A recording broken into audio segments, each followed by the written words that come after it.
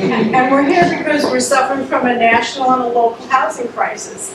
And this chart is one of the charts that you'll see today that explain kind of what we already know. On this left-hand axis here, it starts from 50,000 to 100,000 and goes up to 500,000. So I'm sorry you can't see it, but it shows that the household income, I should have the pointer.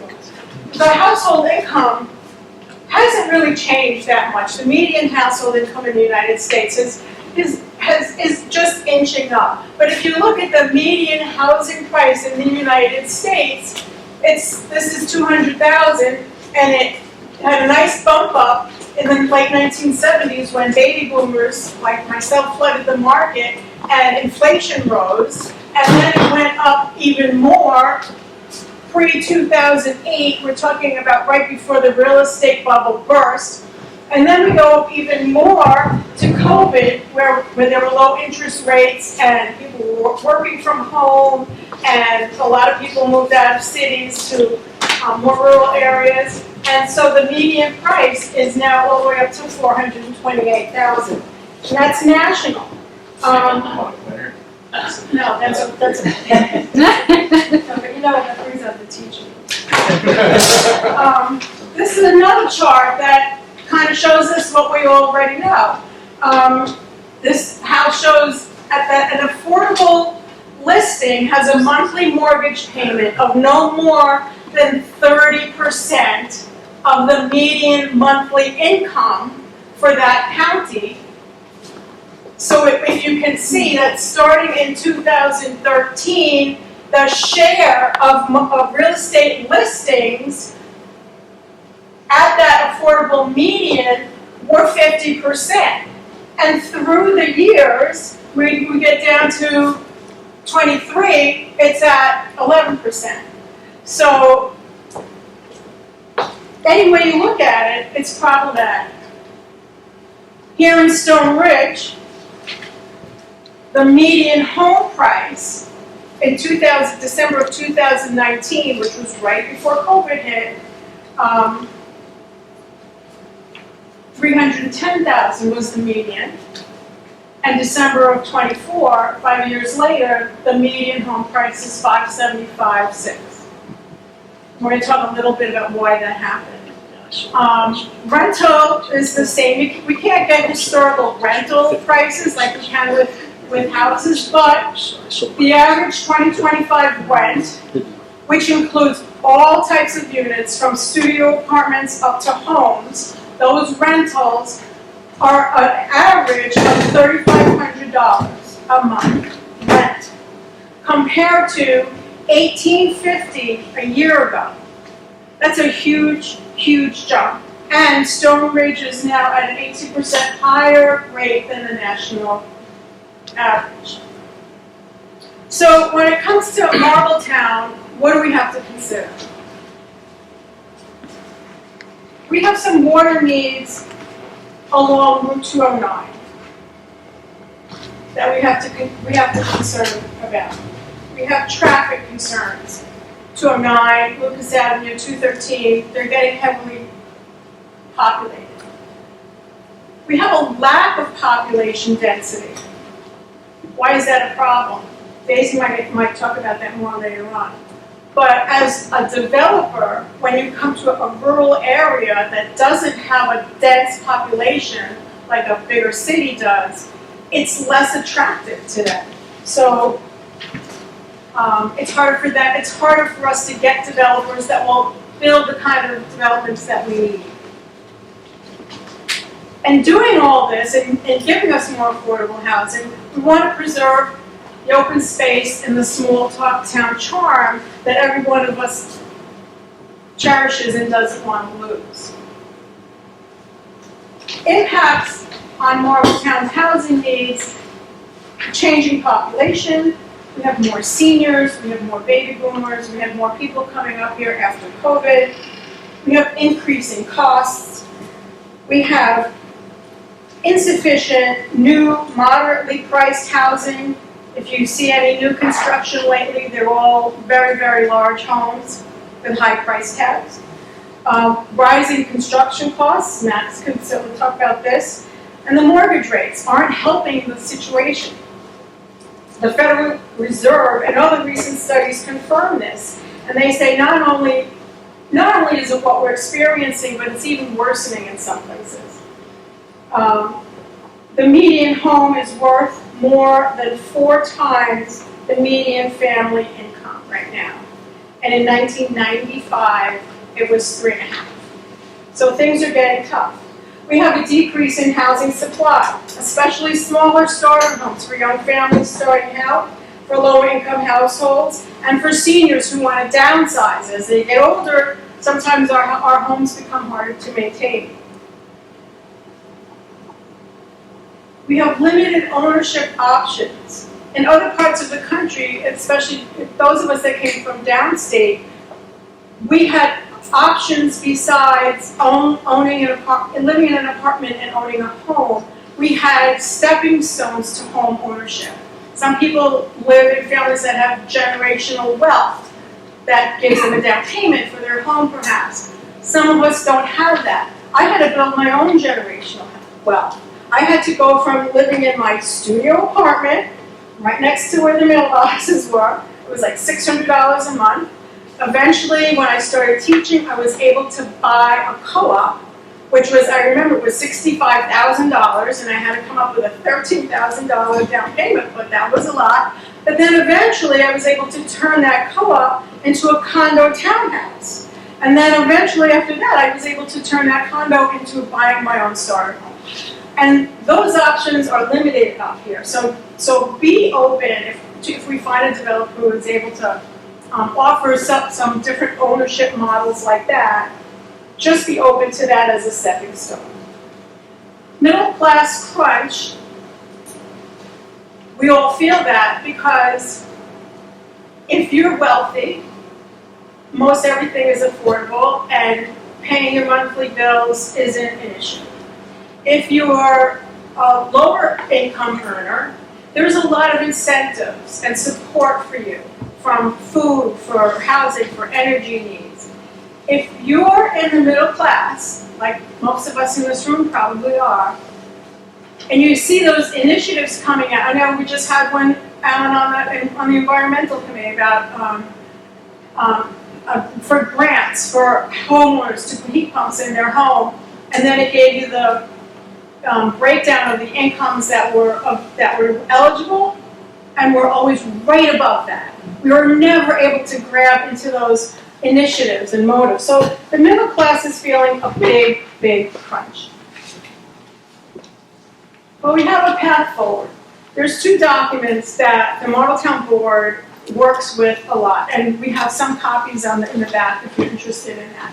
One is a housing report. The Housing Committee gave a report in 2023 that gave a lot of information and recommendations that the town is able to follow, and also the town comprehensive report, the comprehensive town plan was just renewed in 2024, and it mentions a lot about housing and other things. There's copies in the back. We make copies of just the housing portion of this report. If you're interested in the whole thing, go to the website, and the Marbletown website is right there. Oops. Oops. So, I'm going to go over here for a second. So, what are the Marbletown's housing goals? This is on page 28 of that report. Housing opportunities for the full economic range of the town's population should be provided in a form that is compatible with the scale and pattern of existing development. Okay, so the town is well aware of that. The special housing needs of senior citizens, lower income, and young families should receive particular attention.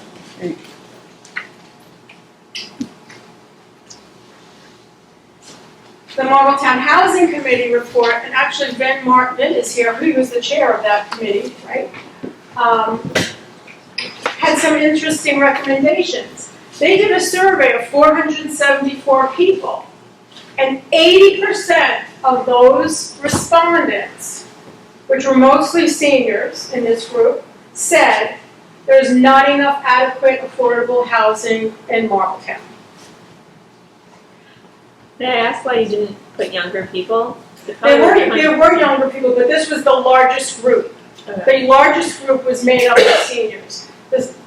Younger people responded, but they were a smaller percentage. Or there's just not enough young people here to respond, I guess?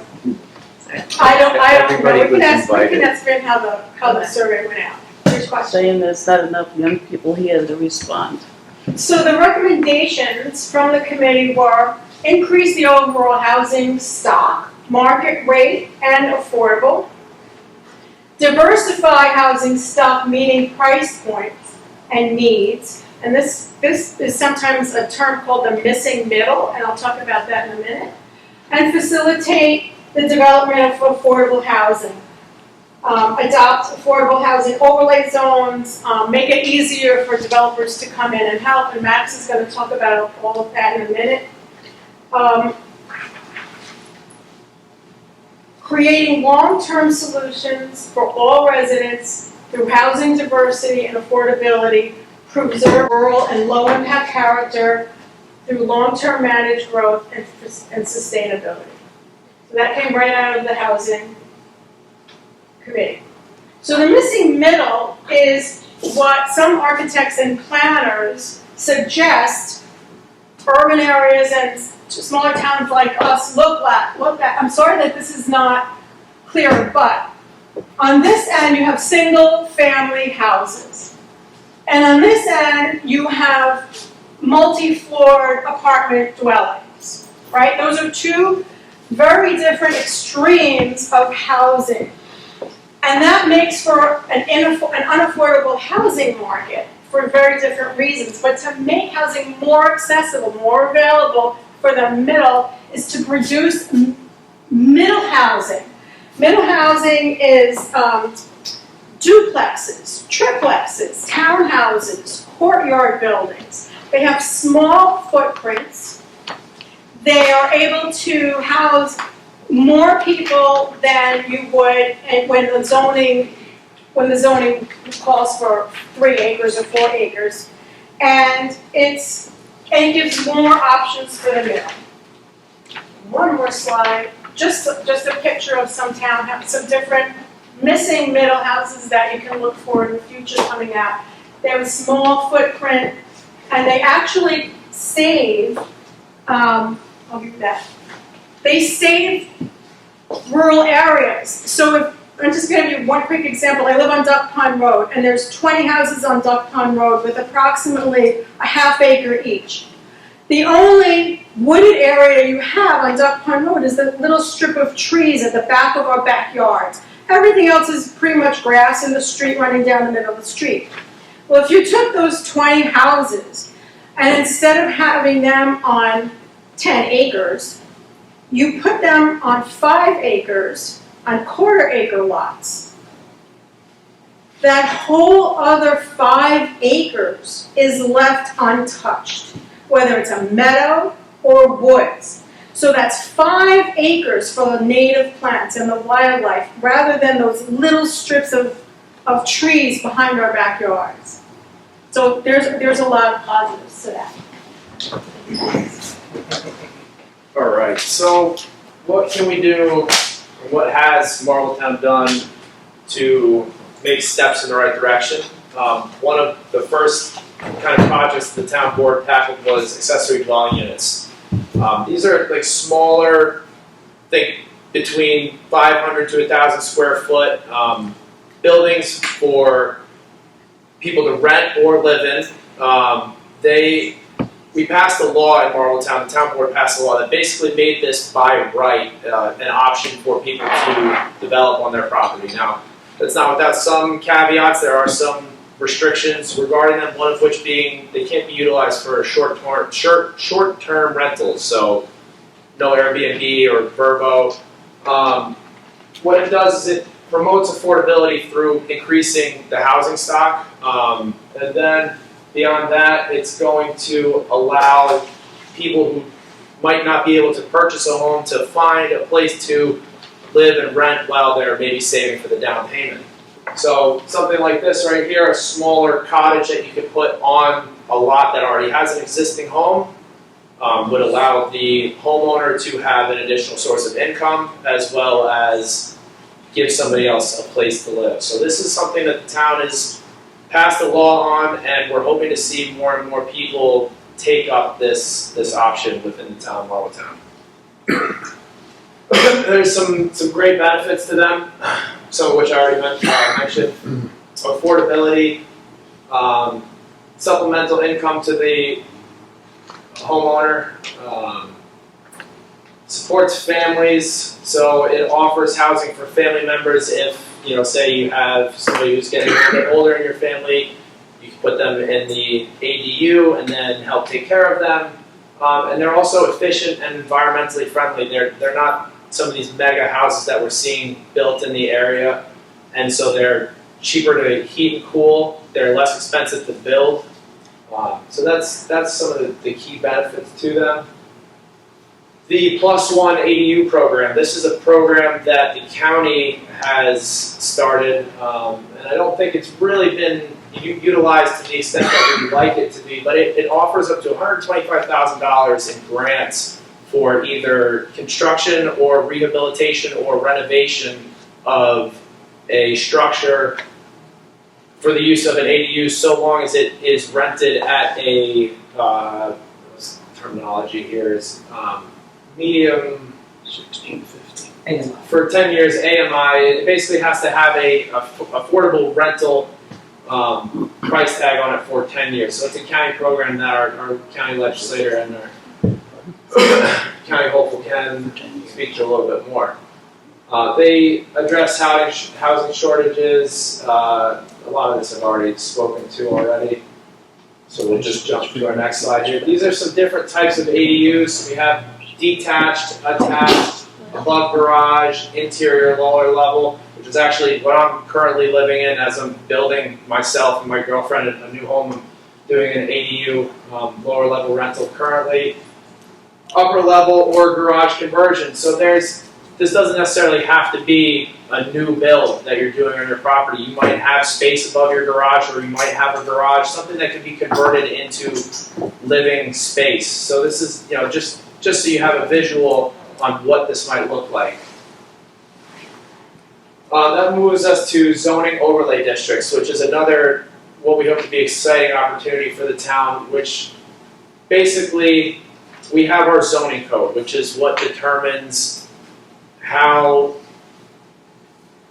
determines the regulations behind housing. So we have 2 acre, 3 acre, 4 acre zoning, 1 acre zoning. It varies from different district to district within the town. So an overlay district is a special set of regulations that will go over an existing zoning district to either incentivize a certain type of development or protect a certain type of characteristic within a town. So these have been utilized across the country for many years now, and we're hoping that Marbletown can adopt some different zoning overlay districts to incentivize development in the right direction, something that doesn't change the characteristics of the town beyond something that we don't recognize and love still, but then still encourages the right kind of responsible development to ease this housing crisis. So some more uses for zoning overlay districts. Protect special resources. This is the most common use of zoning overlay districts. However, it's not really what we're talking about here. It's, scenic watersheds, historic buildings. More specifically, what we're looking to do with zoning overlay districts is encourage a specific type of development, give different requirements. See, for instance, affordable housing overlay would allow developers to put in houses that maybe a little bit more dense, at a higher density than would typically be allowed within an existing district. And then to address unique areas, highway corridors, airports, we don't really have to deal with that here, or special downtown areas, or to maintain a certain architectural character. And And that's all I have for you, so here's Lindsay. Thanks. Cool. So we're going to just talk a little bit about what Marbletown is doing. Eric and I are going to talk a little bit about what's happening at the county level, and it really does impact us also here locally because it means funds are available. Obviously, people who might live and work in Stone Ridge might have to live elsewhere in the county. So I'll talk a little bit about that. First, some context if we look about trends in the county. Obviously, Lisa mentioned COVID migration. That definitely meant much more demand throughout the entire part of Ulster County. And during COVID, of course, we'll remember that construction companies had massive delays. They had shortage. Everyone's remembers the lumber crisis. They had labor shortages and projects were significantly delayed. Obviously, houses were flying off the market. There was insane demand. People were coming with cash-only offers. And what that's meant, up to now, is that 46% of renters here in Ulster County are cost burdened. And what that means is they're paying more than 30% of their income on housing, which is not where you want to be, obviously. And then 26% of them are what's called severely cost burdened, and that means more than 50% of what they bring in, they have to put into rent, which is really, really scary. And when we think about the cost of rental and we look at the cost of wages, sadly, as Lisa showed, nationally, we're seeing wages really stay flat. The other thing that we can't ignore is that Ulster County's population is aging, and what that means is the home needs, the housing needs of the aging look different. I knock a lot of doors in my campaigning, and I will knock on doors of people in their 90s who are living in two-story family homes saying they can't get up the stairs anymore, but yet no home is cheaper than the one they've currently paid off. And on the flip side, you have families of 4 who would desperately love to be in that two-story building on Stone Ridge Main Street. And so the system is really broken when you have this issue. I think the other thing to acknowledge here today is, we have labor shortages in 2020, which are not much of a problem as much anymore. The cost of labor, the cost of that has really smoothed out, but unfortunately there's still a lot of importation of other construction materials, and with the current tariff situation, that's putting a burden on construction, coupled with immigration crackdowns, is also going to be slowing growth in terms of the building industry. The other thing that I want to highlight, this is some of these stats come from the community foundations of Hudson Valley. They do an amazing report every year about the state of Hudson Valley across all issues, but their section on housing is really good, and so I'll show you a couple of those stats. If we look at the people who live in Ulster County right now, nearly 40% of them are either living in poverty or in what's called the ALICE definition, which is asset limited, income constrained. These are people who are working, but they are struggling to afford basic needs, be that food or housing. And so, I think this is a big wake-up call to have empathy for our fellow Ulster County residents. People are really struggling. And when we zone in here on the wage, to actually look at the numbers, this shows you Dutchess, Putnam, and Ulster, but right here is the Ulster County section. And what this chart shows you about is what is the maximum amount of a mortgage that someone could afford, and versus what they actually, what they would qualify, compared to the amount of mortgage that they would need to actually buy a home based on the median price of the home. And so you can see these gaps are insane. So for a one person, they could qualify for a mortgage just under $200K, but they need another $175,000 that they don't have to even qualify for a basic mortgage on a median priced home. And then the gaps go up as you see bigger families. So this really, I think, and that's why it's homeownership. And then on the rental market, for example, here in Ulster County at the bottom, single renters, just for example, a single person who's renting, would have to work 69 hours a week in order just to make rent, right? So you can see the tension that this is creating. A couple of things to highlight here before we talk about solutions. I think when we think about the housing industry, sometimes we just visualize builders and we just visualize government providing programs, but there's a lot more players. So, here on the left side, the purple are obviously all 4 levels of government, starting at the most local level, town, going up to federal. And what are they doing at various levels? They're setting tax incentives to encourage more building. They obviously are setting policy and rules and regulations on affordability. They provide subsidies, planning and infrastructure like the town plan that Lisa talked about. And then over here, it's kind of hard to see, but you have financial institutions, lenders, private equity, and then philanthropic organizations, right? We have like the Novo Foundation that does a lot of great work on housing in Kingston. It's Peter Buffett's organization. Grant-making institutions, and they're really helping bridge the financial gap, whether that be lending or loan guarantees or grants, as I mentioned. And then at the top, I really call these are the builders. These are the people who are building from the ground up or are rehabbing old industrial properties, which I'm actually excited about because I'm sure you could name 5, buildings that are decayed in Ulster County and say, wow, wouldn't that be great if that was an affordable housing project? But these are those private sector developers, some of which are represented in this room. And by the way, we will have Q&A and discussion, so we're really excited to hear about your own experience if you are building. And then you hear a lot about RUFCO and Habitat for Humanity. Those are nonprofits who are very active in the region. At Ulster Habitat for Humanity, I've spent a lot of time with them. They're building affordable single-family homes. RUFCO tends to do a lot of larger mixed-use properties and rentals, but both of them are doing a lot of work in the area. And then lastly, up in the yellow, hard to see, but that's community and grassroots efforts.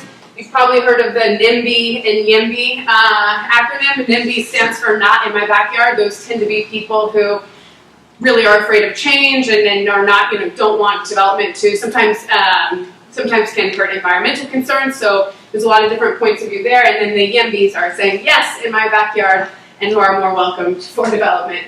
But there's also a lot of grassroots organizations that are advocating in Albany, for example, for tenants' rights, and also in Kingston, there's a big debate around that as well. So I'm going to zoom through. Oops, okay. Here's a couple of tangible things that the county is doing. First, I think the government has really restructured and put a couple of things in place to make sure that we are addressing this. Number one, the county has created a housing committee, which Eric serves on, and also focuses on transportation, and so the legislature is narrowly focused on that. And then County Executive Jen Metzger has a housing team. They've been doing a lot of work in that office.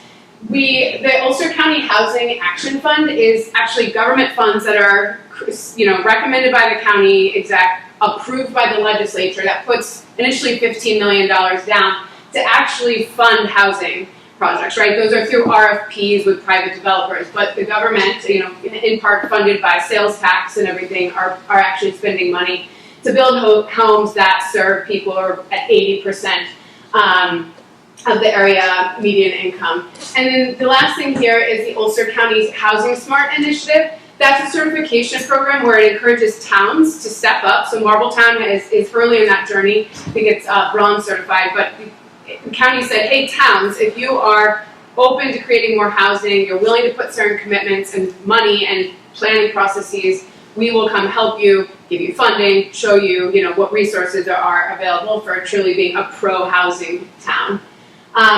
Max talked a little bit about the +1 ADU. The only other thing that I would mention, so in addition, you can get money to build an ADU or renovate a part of your home to create an auxiliary dwelling unit, up to $112,000, provided you don't do it for long-term rental. You actually can also use it for your family member as well, so it doesn't have to be just a 12-month rental. This idea is that we need to house more people and to make sure that it's not used for tourism, basically. And then also tax incentives. I know there's folks here from what's called industrial development agencies that are helping to incentivize more economic growth, including the building of homes. You might have heard of what are called pilot programs, but I like to think of them essentially as deferred tax, so that it welcomes developers to come build here, create jobs, and create more housing so that more people can afford to live here. Programs that I'm going to go quickly, so Eric can actually show us pictures. That's the Golden Hill, which we'll talk about. And then the last thing I'll say is the county is really focused on wraparound services, especially for those that are lower income. Putting a roof over someone's head is really step one, but making sure they have connections to mental health services and job growth opportunities, that's something the county is really focused on. Lindsay, I just want to say the AMI is 96,000 for people who are interested. Perfect. So you 96,000 or less household income for that In order to get that grant. plus. Yeah. Thank you. Okay. Eric, do you want to talk about emergency housing? Sure. You're going to say about the legislation. You're putting. As far as emergency housing goes, I was involved with a couple of initiatives that directly related to this issue. In 2023, I spearheaded an initiative that aided folks in danger of being evicted from their homes. This was co-sponsored by both the majority leader and the minority leader in the legislature. In passing this legislation, the county worked with the nonprofit Legal Services of the Hudson Valley in providing financial counseling, support services, and legal advice to individuals who are at risk of being evicted. The goal, of course, was to keep these people in their homes so they don't go onto our social services and saves the county money, keeps these people in their homes. That is really all I have about emergency housing. As you can see, Jen Metzger has proposed $2 million in emergency housing shelter to avoid over-reliance on motels. I'm not sure if you saw it in the newspaper the other day, there was information about abuses that are happening in that system, and obviously this is something that the county cannot tolerate. On a related issue, however, something that I have been working on is I've been working with the Commissioner Iaposi of the Department of Social Services, and what we're trying to do is to address an ongoing situation with people and families living in temporary motels. State law currently requires that people living in these emergency facilities are granted tenancy rights if they're there for more than 30 days. This can be problematic if the person involved is doing bad things while they're in that motel, criminal behavior, abusive behavior, that sort of thing. Therefore, to avoid that situation, Ulster County currently moves everyone in temporary housing at these motels every 30 days so they do not gain these tenancy rights, which would require eviction to get rid of them.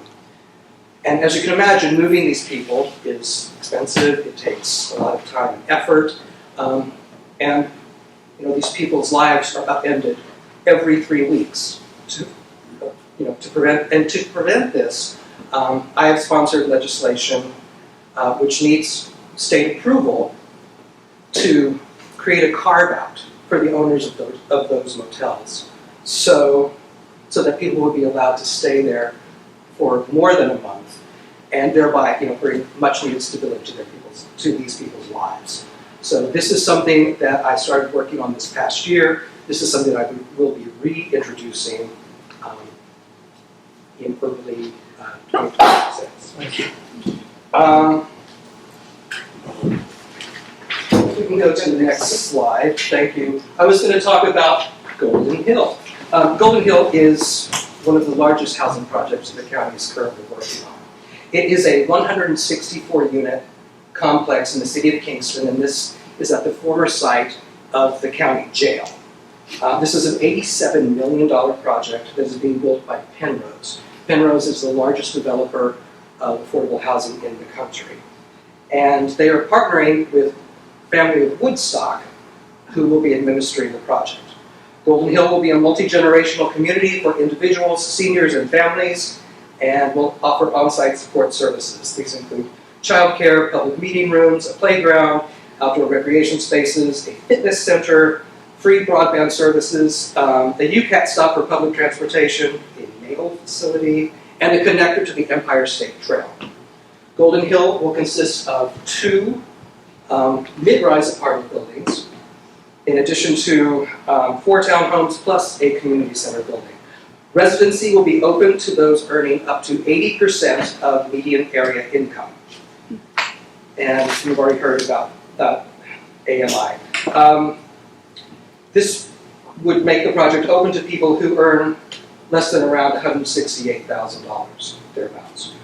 Nearly half of the apartments will be reserved for seniors 62 years and older, and 48 units will be reserved for households in need of support services, including families who have formerly dealt with homelessness. These services will include case management and care coordination, crisis intervention, and financial counseling. Golden Hill is all electric. It incorporates advanced green building techniques and materials. It has rooftop solar on all of its buildings, and EV chargers will be available for people who live there. The project's been funded through a mix of private funding and generous state and federal grants, as well as a payment in lieu of taxes agreement with the city of Kingston. Residency for those who qualify will be determined by a lottery. And interestingly enough, that lottery, those applications are due next week, October 8th. I attended the groundbreaking ceremonies of this facility last October, and that's kind of a bit of a misnomer because the project was already substantially underway. It will be ready for occupancy early next year, and it's very tastefully done. A second such project is, thank you, 21 Elizabeth Street in Kingston. This is the site of the former Elizabeth Manor boarding house. In July, the Legislature approved the transfer of this property to the Ulster County Housing Development Corporation. This clears the way for the demolition of the existing building, which will be replaced by a new 15-unit housing complex that is designed to complement the surrounding residential neighborhood. It will incorporate a mix of studio apartments and 1, 2, and 3 bedroom units. These will be available to families and seniors earning up to 60% of area AMI. 4 of those units will be fully ADA compliant. As with Golden Hill, 21 Elizabeth Street will be all electric, and it is built using modular construction, which will help reduce construction costs, increase efficiency, and quality control. It too will include a community center and a children's play area. But what's really most exciting about 21 Elizabeth Street is that these are not, people who live there will not be renters, they will actually be homeowners. 21 Elizabeth Street is a limited equity housing cooperative, and this model is designed to maintain affordability in perpetuity while also allowing the owners to accrue equity in their homes.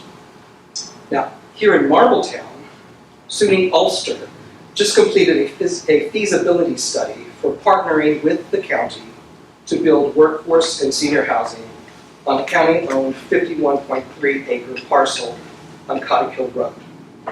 In doing so, they hired a planning firm from Middletown to study that parcel's hydrology, soil composition, topography, and environmental issues. To briefly summarize these findings, 5.8 of the 51 acres is readily developable, which is a very hard word to say, without any variances from either the town or the county.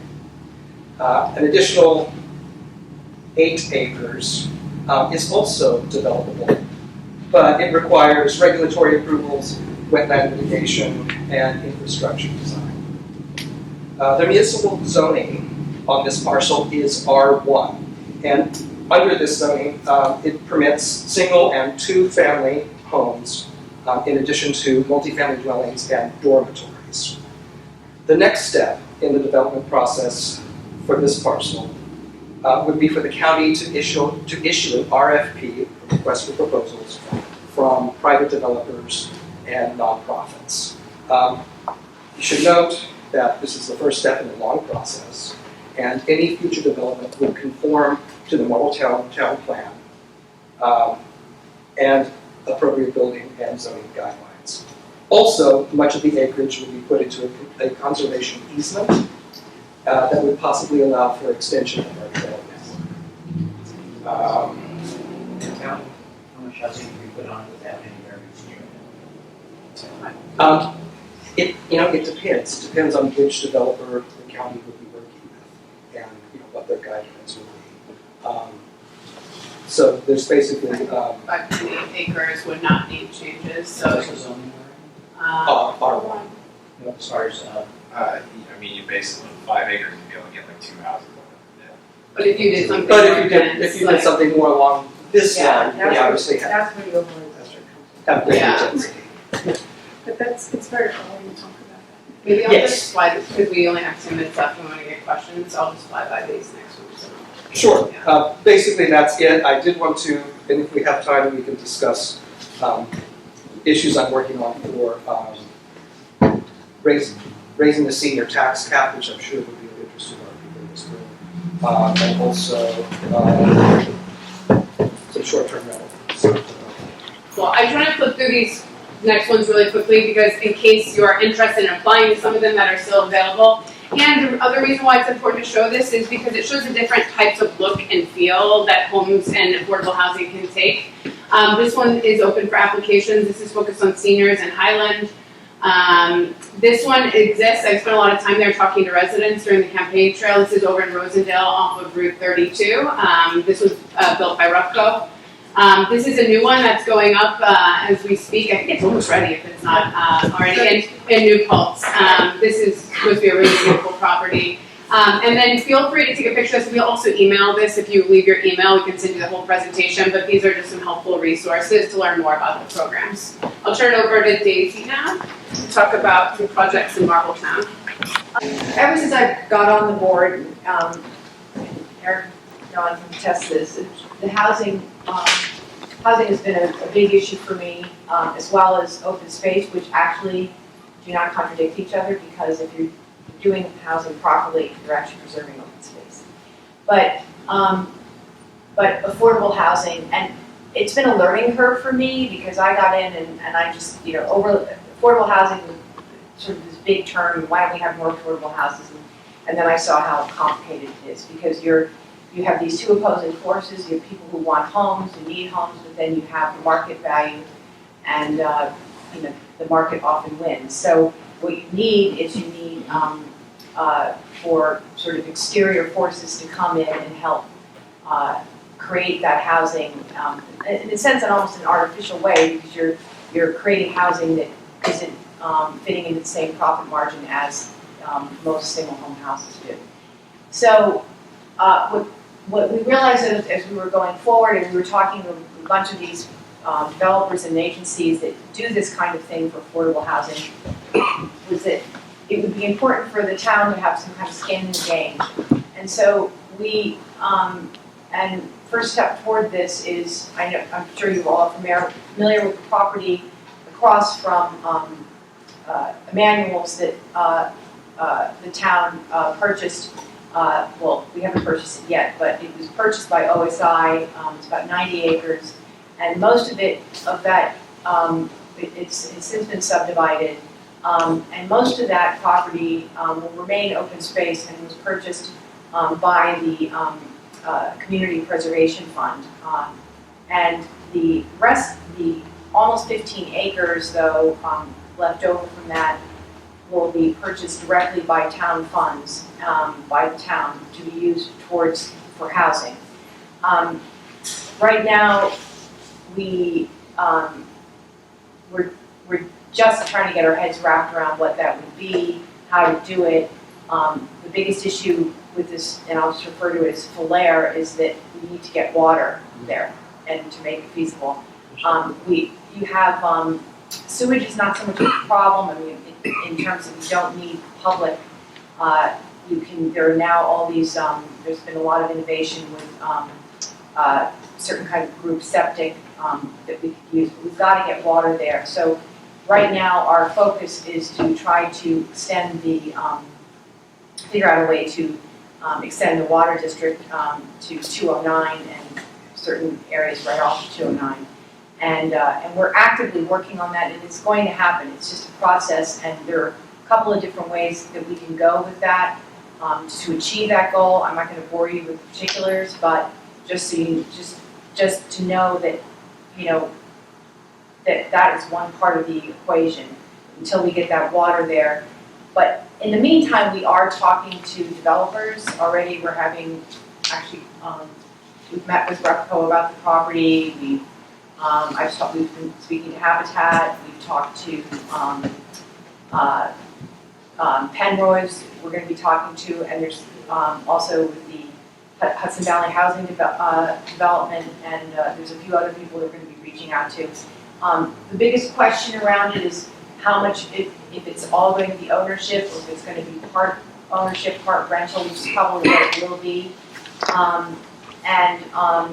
There will also probably be, along 209, some commercial properties with housing over on this upper floors. So it's, I can't even say it's in the planning stages yet, it's in the imagining stage as we, and when we also, when we hone in on who we want to work with, they in turn also can help us if we need to get grants to pay for this water, and all, they can help us with all that. But there are other avenues to getting water, which we're hoping is going to work out. And so, as they say, film an 11 on that. Right now, also the town is actively working on, a lot of this is only going to be made possible if we, Max referred to these overlay districts, if we develop these overlay districts. We're working with the planner to come up with some specifics on those overlay districts, and there are areas actually around High Falls right now that have water. Once we create these overlay districts, we can reach out to people and say, look, we've got this property, if you'd ever be interested, the town can help you, you know, create some housing on this property. This would just be a suggestion. We're not going to be taking anyone's property away from them. All the town would be doing is facilitating this type of housing, whether it be cottage court, duplexes, triplexes, to happen. All would meet specific type design guides that are outlined in the Marbletown Preservation Plan. It's a huge problem. It's something Rich and I probably, and Don and everybody else on the board talk about ad nauseum, and Tim, and I'm sorry, Don, I meant to say Tim. It's I don't think there's a week that goes by that we're not trying to figure out. But the first thing that we have to do is get the zoning right, and that process will be open to everybody to as we go forward and we bring in these we go look to changing some of our zoning laws through these, either through overlay districts or other means, and we'll bring it to the board. It'll happen the way all laws that are passed in town are, you know, done. So I'm just trying to think if there's anything else. There's a lot, but I just want to emphasize again, we are thinking about it all the time, and I have 2 more years on the board, but in that time, I'm hoping that we'll have that water, and that we will be well on our way to figuring out what flare is.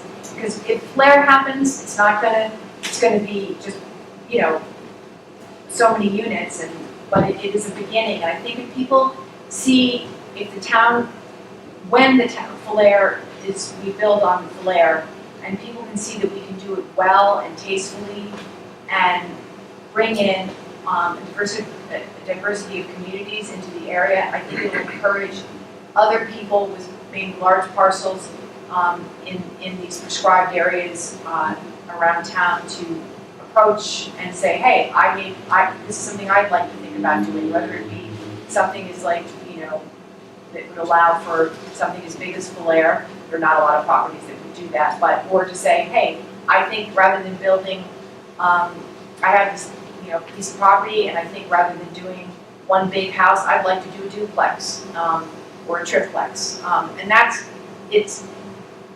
if the town can, through passing certain laws, the town can encourage that behavior, I think in turn then we will see more and more people being able to afford to live in this area, young people, and it's just a process, and you know, it's a huge process, but we're doing it, so.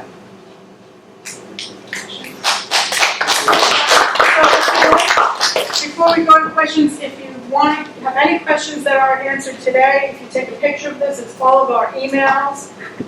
And if you guys want to come up closer, we could actually be a little close here. Thank you, Daisy. Thank you, everyone, for listening. open it up to questions, right? So what questions, comments, may you have, introduce yourself if you would. Hi, I'm Michael Shannon. So I have a question, I think probably Daisy and Eric are probably best able to address this because of, your former time on the town board and your current time. The project by the college, I would anticipate an enormous many reactions to this, only by history. I mean, when the college wanted to put dorms on, when they discussed the fire training center, when you had discussed affordable housing in that area before, there was like, you would think you were putting a nuclear power plant, the way people were responding. And, a lot of it, unfortunately, the pushback came from second homeowners from the city who wanted to preserve whatever it is they bought into. Retirees or transplants. I'm just wondering, for the college program, I anticipate it less by the supermarket. That's a commercial area anyway, but Cottage Road, I would think we're going to run into a lot of community opposition. How do you counter that? Well, I think it's important for people to realize that, you can't claim to, not to put this into a political lens, but I know that many of the people who have spoken out in the past are members of the Marbletown Democratic Committee. I think it's very difficult to claim to be a Democrat and yet not support affordable housing. So I think that needs to be taken into consideration. I also think that when people talk about affordable housing, they often immediately go to Section 8 housing, which is something completely different. Whatever will be built on that property, if anything is ever built on that property, would be, sort of like the things that we're seeing here, would be cluster developments. Since only 12, 13 acres of that parcel is even developable easily and readily, the rest of that would be put in a conservation easement. So this would be And like buffer zones, basically, so property owners would have areas of environmental trees and stuff in between that, right? Exactly. Yeah. Exactly. But I'm gonna first of all, the town, it wouldn't be up to the town, it'd be up to the county. But I can tell you right now, I don't wanna speak for Tim, although I think Tim feels the same way as I do, but I know the other board members do. Is knowing that this is a true emergency and knowing that this has to happen, we have to help people, I don't have a lot of patience for it. And I basically would say, if it's being done by the law and the county wants it, to that. Okay. And I think, Pitchforks and torches aside. and I think in the planning of it, all of those considerations are gonna be very well addressed.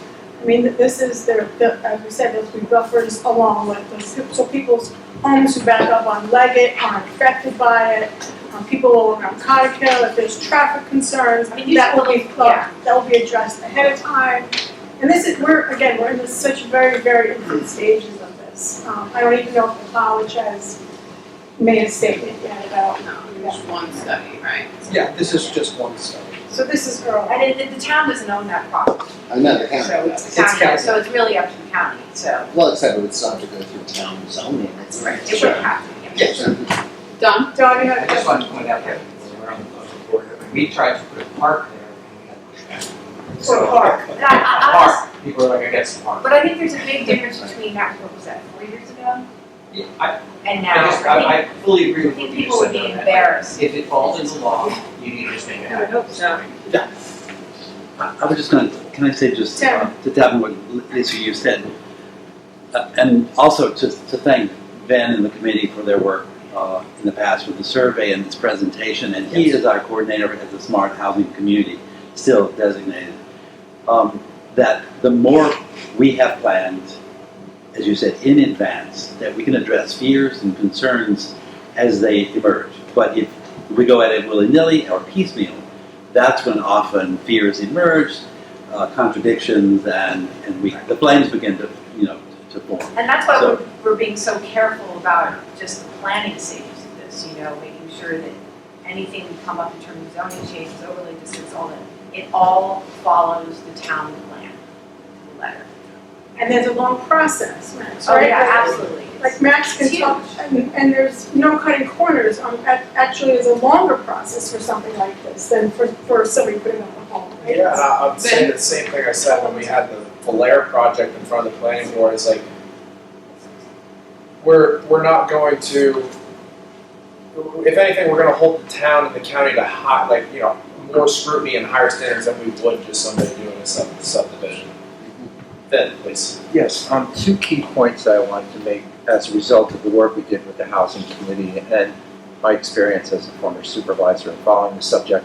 One is that I think we really need to redefine affordable housing in Marbletown to be meeting the diverse housing needs of the people in our community, not soaking up affordable housing demand from the entire county, number one.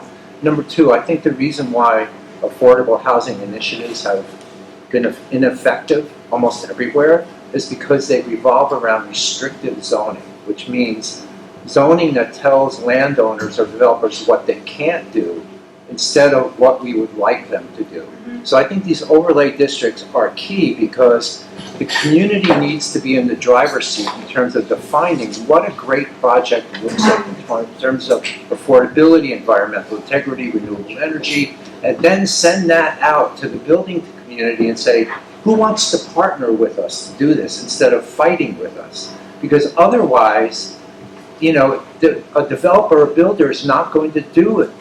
They'd rather build single-family homes where they know they can make a big profit rather than waiting 5 or 10 years for something that might never get built. Well, and speaking to that, the conversations that I've been having with many of these organizations, these builders, they said that basically we are already that much farther ahead of the game than other towns around here, because we have taken this proactive stance, and they said it makes them want to work with us because they know that we will facilitate this. You know, we're not going to just let them do anything, but we're also not going to make it, you know, just like horribly difficult.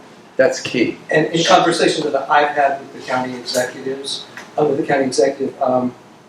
know, she is aware that Marbletown is very much ahead of the curve on these issues, and that there is not a community in the county that is more proactive and pro-building, you know, working with the county to build housing than Marbletown.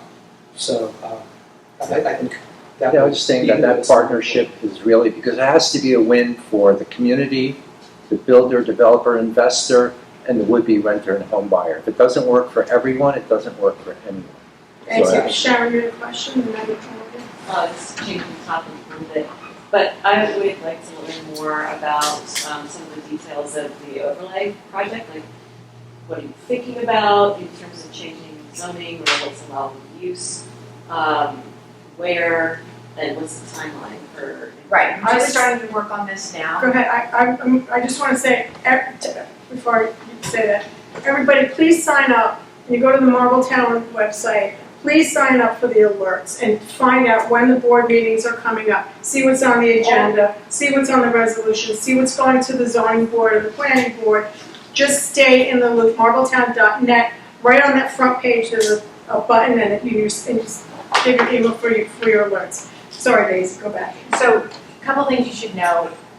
The process is very open.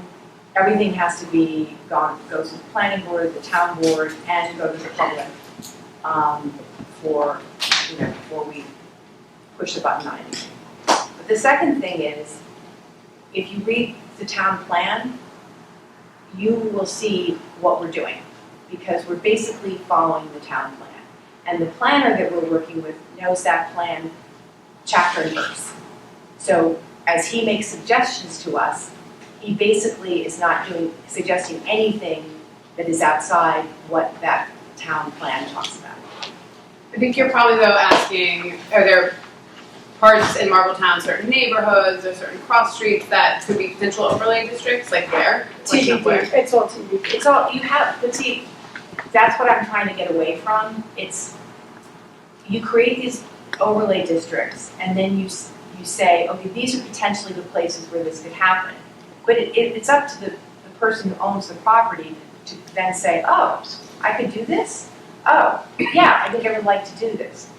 But it's not about the town going and saying, we're going to take this property and use it, or it's not. It's about removing red tape so that people can Yeah, opt into the exactly. system. Right, it's not about them for me. Right, It's exactly. about like, I'm speaking, I have a very personal interest interest in this, Right. guys. Like, I can convert my single family into a two family, even though I don't have enough acreage. As long as you meet certain requirements of the acreage and things like that, because that the overlay district is required. But I think that's the intent, right, is to be flexible in some of these so that people can opt in and we can be more creative in creating more stock and allowing people like yourself to have additional income if that's It's being creative to make it more helpful and more easier. And also the main reason why county government and local governments in general, whether it's municipal or county, have to get involved in this process is because if we were to leave it, I'm a former real estate agent, and if we were to leave it to strictly market conditions and the private sector, the only thing that would be built in Marbletown moving forward are $1.2 million homes on 5 acres. And that's what we don't want. Okay, thank you. Next question. Yeah, Go. hi, my name is Rich Lanzarone. So I served on the planning board at Marbletown for 20 years, the chairman for 10 years. Actually, I worked with Vin, we worked together, writing a lot of our current zoning. I'm glad to see the town actually moving in a different direction because our focus then was conservation. And, over the time now, I have a different perspective in terms of that, maybe we should have thought a little bit more about providing housing. But the key is, as you pointed out, is increasing density. And, one of the problems with building in New York, anywhere in New York State, is home rule. and the State Environmental Quality Review Act, which is used as a weapon of choice for people to halt building projects. And it happens all over. There's a project in the Sofas for 83 units that got halted because the abutting neighbors threatened to sue. In Woodstock, 250 people came out to protest the building of 30 single-family homes that aren't even in the town of Woodstock. So there's a lot of resistance to building. And, there is a bill in the state Senate right now that says that if a multifamily building is built and it's built to LEED Gold standard, that it would be exempt from secret, which would cut out 95% of the lawsuits which our opponents use to lead developers, delay the project, increase costs, hopefully to frustrate that builder so that they walk away and give up on the project. Just explain what LEED Gold standard is. So, is leadership in environmental design. And so there are 3 levels of silver, gold, and platinum.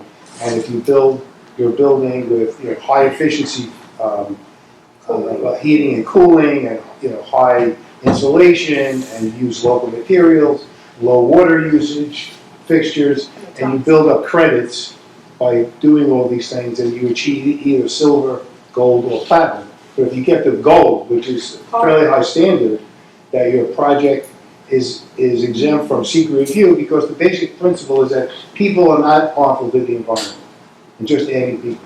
Now, I'll just point out to the town board, after the county, that on the home rule, the town board could, I did the math, you could actually exempt projects from secret by designating them as, quote, type 2 actions, meaning exempt from secret. I did the math, and so basically, if a project does not adds less than 1% to a community, that the town could exempt that project from environmental review, which would stop the lawsuits from abutters. And that number is up to like 16 units, actually. And so there needs to be more as-of-right building, because a lot of towns, Marbletown is one of them, who talk in terms of, yeah, we allow multifamily, but they don't walk the walk, because once you propose multifamily, you're into the special use permit process, which opens you up now to SECRA, opens you up to site plan review, and that it gives abutters and opponents the ability to come in and try to stop the project. So Well, with the it has to be more as-of-right building. Right, but with the overlay, we wouldn't have to do special use. Well, I mean, so I said you're moving in the right Yeah, direction. yeah, yeah. So, No, I agree. yeah, so it's good to keep up the good work. Thank you. Lexa, do you have a question? It was already answered. Just tell us your name again. Caitlin Caitlin. Connolly. I live in High Falls, and so does my mom. Together. So we were hoping, Lindsay, you mentioned about the ADU grant that you guys are hoping to continue that onward. Because I know that there's only limited funding and there's many applications. Do you guys have any idea if that's looking like it really is a possibility? Or is it just a hope right now? Yeah, so County Executive Jen Metzger gave her proposal budget address to the legislature a couple of days ago. I think it was on Thursday afternoon.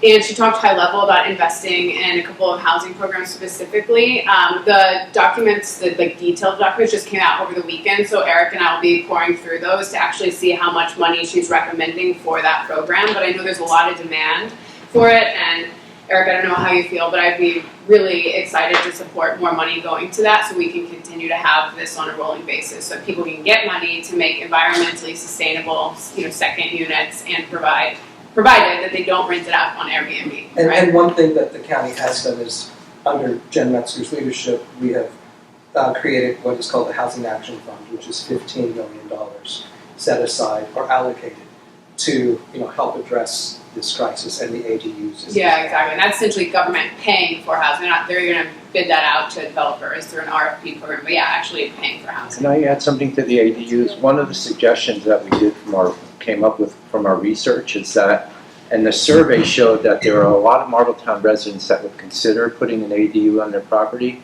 but they don't know where to start. Mm-hmm. If the town could have a designated person that people could make an appointment with to say, here's what you need to do, here are the permits, here are the forms, That's a great here are the finances. We're actually coming up with a plan already on that. Yeah, and for anybody here who's interested, right in that table behind Alan here, I have a sheet regarding some of that, has some of that information on it. And I would say the building department is your first stop there. Code enforcement and building, they will lay out the whole process for you.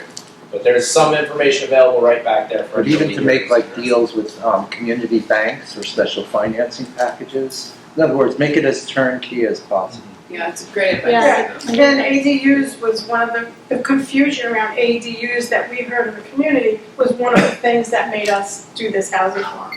So you're dead on right. Lucy? Yes, yep. Hi, my name is Lucy McNair and I'm a newcomer here. I just bought a property across from the food co-op in High Falls. And I'm just really excited to be here and I just really appreciate all the work that all of you do. It's just, you really feel it when you come here, that there's a lot of people putting effort into things.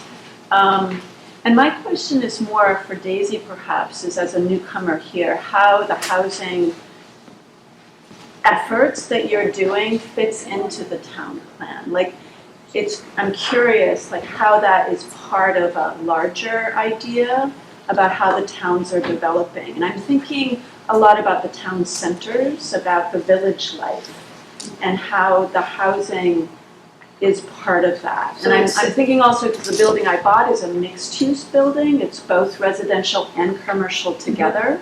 And so I'm also wondering about that kind of mixed. Right, well, in the town plan, and Tim can probably talk about this as well, the town plan specifically talks about creating density, creating homes, density with homes within the confines of the village, essentially. So walkability, all of those things.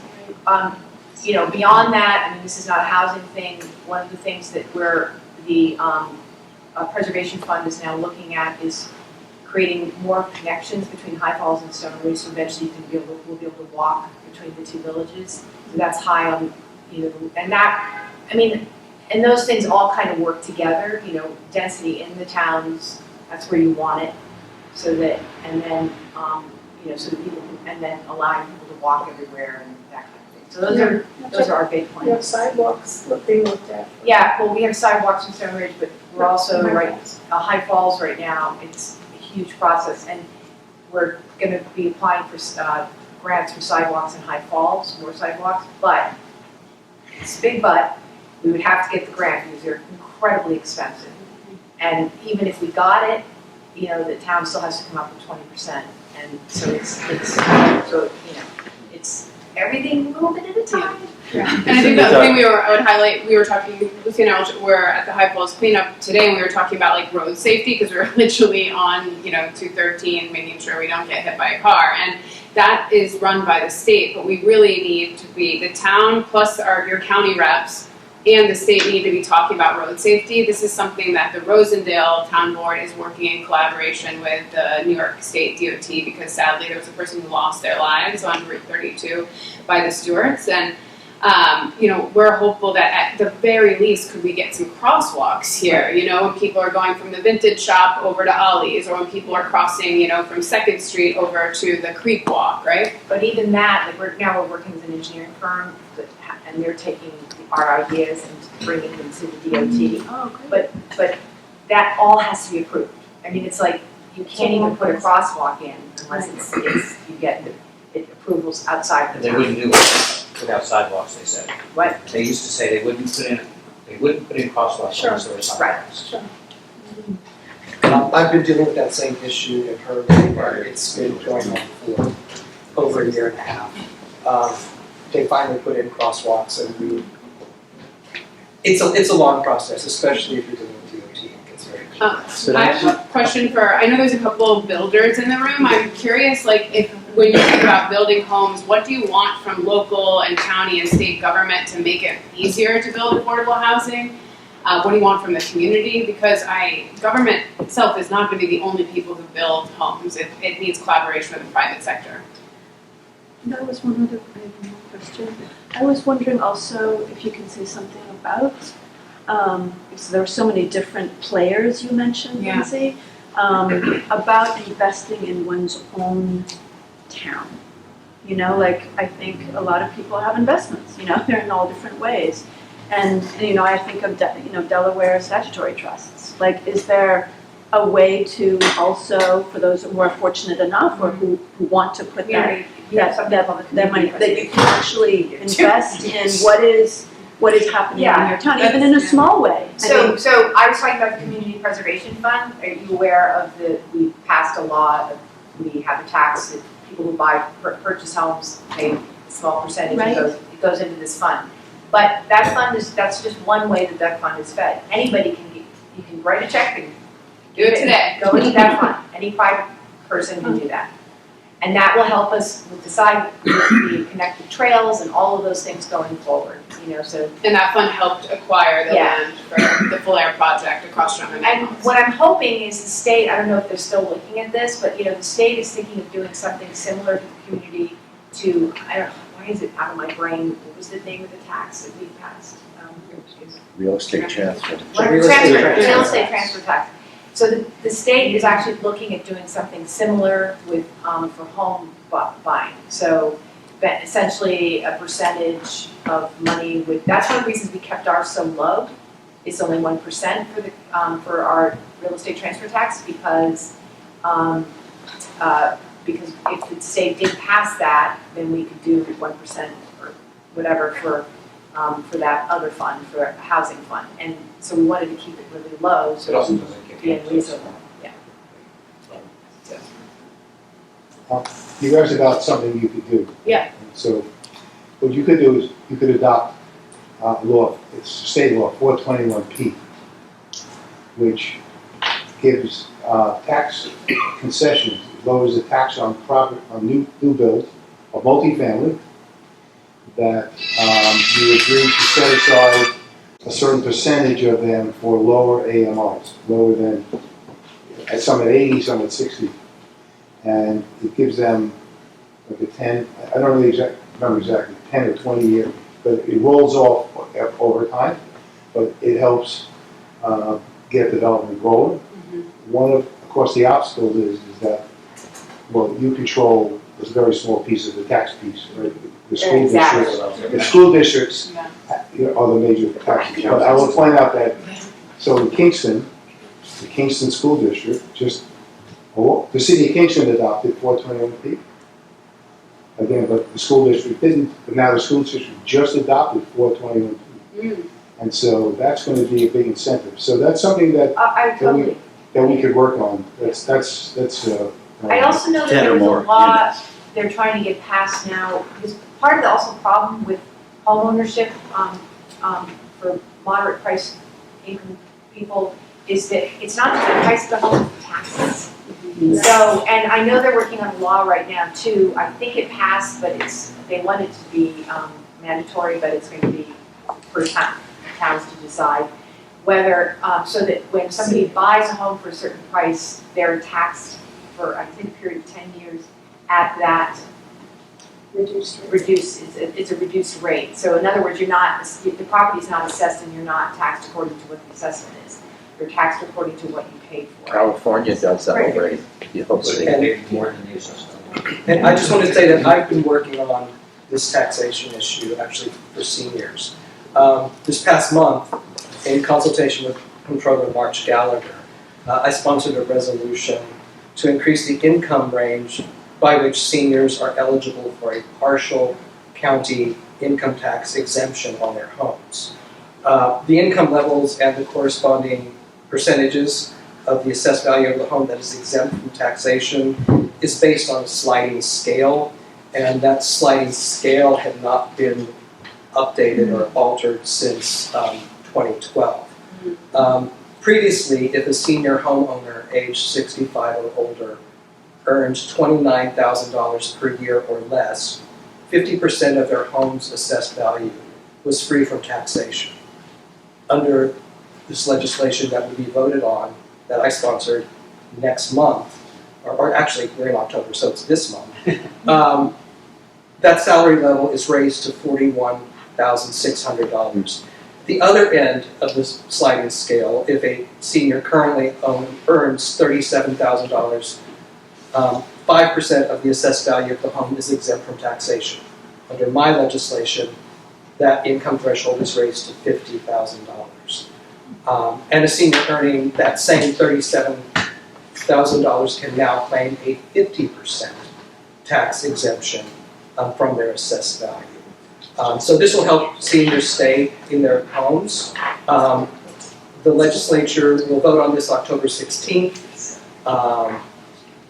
My resolution was held up for several months because we were waiting for Kathy Hochul's signature on some related legislation at the state level. Unfortunately, that has not yet happened, but when I was speaking with March Gallagher, once that legislation is signed by the governor, we could alter my $50,000 tax cap to go up to $65,000. So that would even improve seniors living in Ulster County. What's the senior threshold? What's the age of seniors? 65. 65. Yeah. That's only on the county portion of it, That's only on the county portion of your property. which is a very small. Which is a small, percentage of your property yes, tax. it's a modest thing, but it's a step in the Yeah, right it is direction. definitely. And like I say, it could be Well, the state raised gets even the start, more if Kathy Hochul comes through. And we also need to get on our school board to do that, because we passed back then, when I was there, we passed an exemption for if you renovated or added an addition to your house for a senior parent or grandparent, it would be exempt from the increase in assessed value until that person, passed away or they moved away. Yeah. And every town in the Round Out Valley School District did it. The county did it. We urged them, and we went to the Round Out Valley School District. They didn't even give us a time of day. It was like, come on, guys, 78 cents out of every tax dollar is school tax. So we've got to get the school boards on board with these things. Yeah, because we raised the town exemption also Yeah. to the highest allowed. Yeah. But again, it's a small portion, compared to school. Right. And for those who read the comprehensive plans, definitely welcome to the community, by the way. Read the plan, read the smart housing communities also requirements. That'll tell you where we're headed. But also feel free to reach out and come with your suggestions and come to town board meetings, join committees as well. And that's a way to invest in your community too, by attending meetings, by actually running for the school board, running for the town board, getting involved with the planning board, the zoning board. The town is always looking for volunteers, and so there's many ways that you can invest in the community that is not necessarily. Including even showing up today, so thank you all. Yes, Seriously. including showing up today. And there's our emails again, take a picture of it, contact me and I can get you through it. I just wanted to ask, where I am, I'm surrounded by Airbnbs, I have no neighbors anymore, Where are you? County Route 6. Okay.